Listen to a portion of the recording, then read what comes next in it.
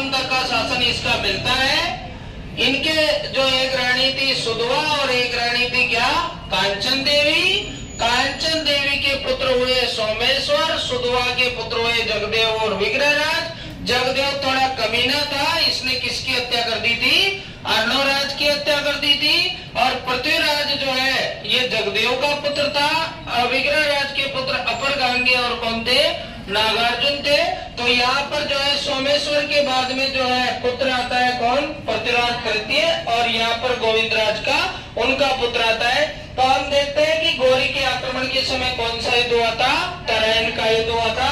तो यहाँ बात ये आ गई कि राजा कैसे बने। तो अर्णवराज के बाद जगदेव, जगदेव के बाद विग्रहराज, विग्रहराज के बाद अपरगांगे, अपरगांगे के बाद पृथ्वीराज सेकंड, पृथ्वीराज सेकंड के बाद सोमेश्वर, सोमेश्वर के बाद पृथ्वीराज थर्ड, थर्ड में 6 और यहाँ पर 2 में 4 और 4 में 2।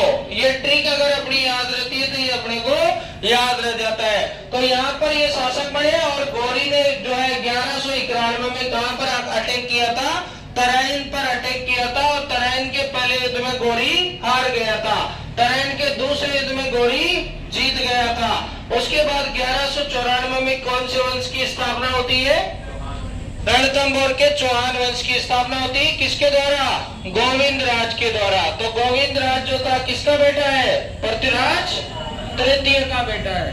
ठीक है, बढ़ा लो फटाफट।